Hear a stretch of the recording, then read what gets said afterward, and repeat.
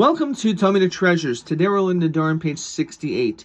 And we were learning at the beginning of this chapter that when it comes to a girl who is engaged and she is at the stage of being a naira, which she is a young woman, the law is that if she makes a vow, that it's necessary for it to be removed, that not just her husband, but also the father.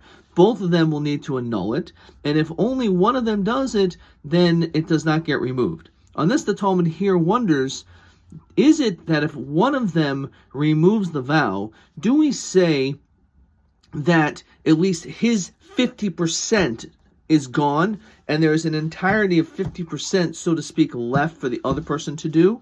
Or is it that really, when he nullifies it, he removes 100%, he affects 100% of it, but only he weakens it?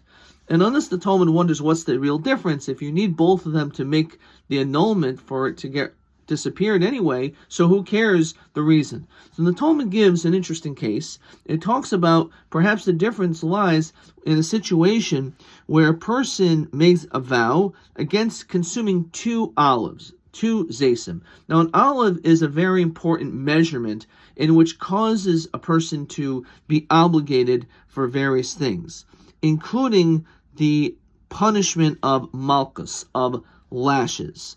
So it gives the example that the husband, one of the 2 people, hears about it and has it annulled, and then she ends up eating both olives. So it depends. If we say that what this man did completely removed one of them, so therefore there's still 1 olive left, and therefore if you eat an olive's amount on that which she said she's not allowed to, there's a punishment of malchus, of lashes.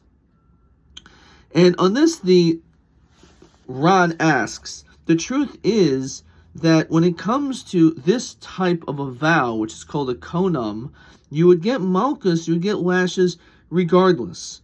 So why is it necessary for it to mention 2 olive amounts? So the Ran provides 3 answers. And over here he says that really you're right. When it comes to lashes, it's true that a person would get the punishment even if they would eat less than that amount. So then why do we use this case of an olive? So in this, the Ran says a fascinating answer. It says that when it says loka, getting hit, it's actually referring to the obligation of having to bring a carbon, of bringing an offering, a sacrifice. And when it comes to sacrifices, if a person would have consumed less than this measurement of an olive amount, then there would be no sacrifice. So therefore, the truth is, what's really being said over here is not a situation of lashes, because lashes would take place anyway.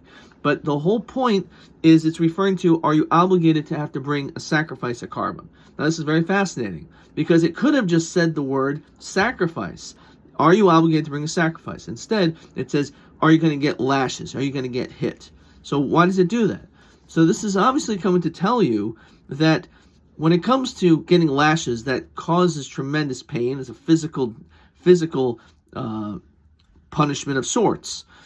And when it comes to being hit, so to speak, with having to bring a sacrifice, that is of a great financial burden.